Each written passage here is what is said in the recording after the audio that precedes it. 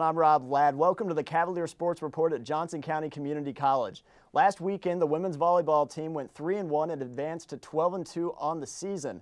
A big part of their success is due to middle hitter Nicki Specht. She joins us now on the program. Nikki, thanks for being with us this morning. No problem. And you guys went 3-1 over the weekend. You lost for the first time in over a month almost.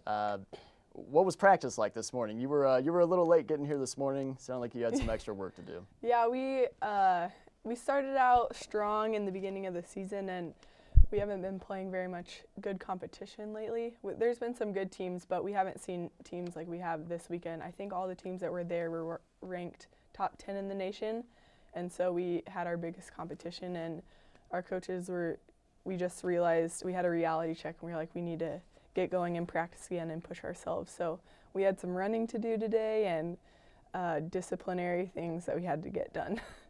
Is it hard to stay focused when you are winning and on a consistent level? I mean, almost all of your matches basically through this point after your first loss in the season, you guys were winning, not dominantly, but handling the competition pretty well. Yeah. Do you get idle at any point? Is it hard to stay up for those games? It is. It's tough to push ourselves in practice and whatnot just because we're not playing that great of competition. We have good competition in our conference, but we haven't seen them yet. We haven't played Cali and we haven't played Neosho, so it's just tough to push ourselves through the season, and there's always a lull in the middle of the season. We kind of drop down, so we have to get our heads on straight, especially when we're going to Iowa soon.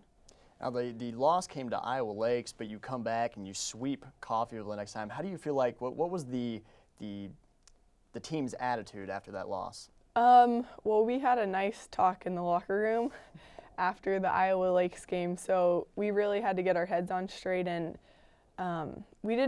we still didn't have the right mentality going into Coffeyville, and we needed to handle them more, but we just knew that we had to get the job done, or else we'd have torture practice this week. Okay, let's talk a little bit about you. What has been the biggest difference as far as on the court goes between your freshman and sophomore year?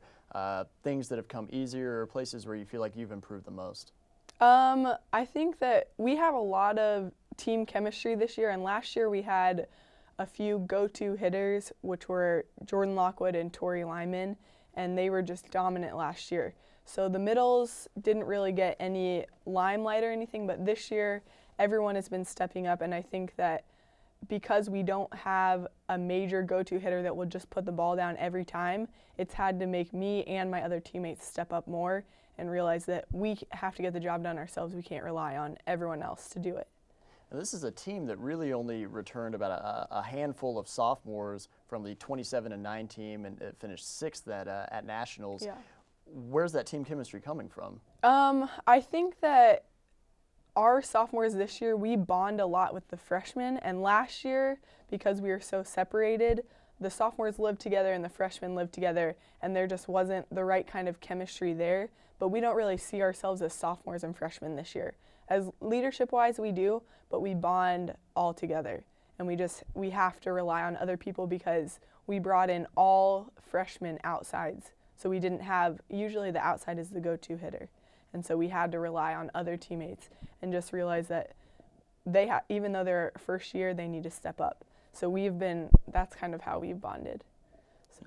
Well, it sounds like you guys are kind of on the right track here. Even after that loss, you bounced back with back-to-back wins. I kind of lost myself there. What's it like playing for Coach I? She's had a lot of success here at the school. Best part about playing for, most difficult part? I think it's really good having a coach that she'll come into practice and she'll just talk about, she dreams about us practicing a lot, and she dreams up these different drills that we do, which is crazy, but I think it's just a testament to like that this is her job. Like, she dreams about it all the time, and so that's really fun, and she pushes us in ways that we need to be pushed, and also our assistant coach Blake is awesome, and she's just there to push us too. So I think that's the best part. They just expect a lot out of us, and I guess the most difficult part is this year they've been demanding a lot more from us. So we've had to learn how to adjust to that and make sure that we come to practice every day focused. Is it hard balancing life as a student athlete? I mean, you're practicing in the morning, you're finding time to join us on the show today, but then you've got competition later on in the week and almost all weekend.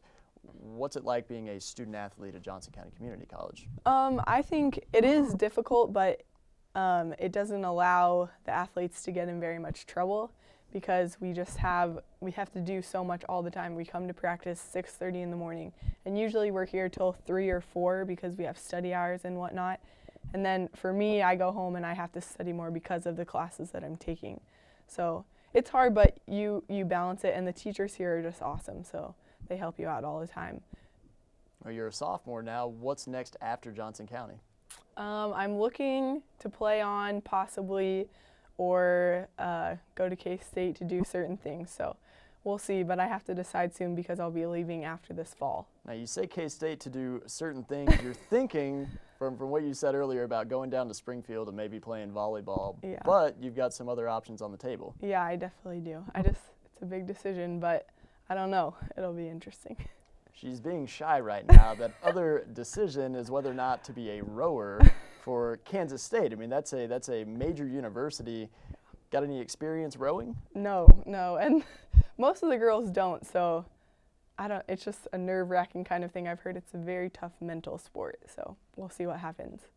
K-State has targeted this athlete because she's 5'10" and athletic, and apparently that's enough to get you a job over at Kansas State. So good luck in the future, and thanks again for being with us this morning. Thank you. The volleyball team goes up against Highland Community College on Wednesday. Make sure to check them out and check out the Cavalier Sports Report on Facebook and YouTube for all things volleyball related. For Nicki Specht, I'm Rob Ladd. We'll see you next time.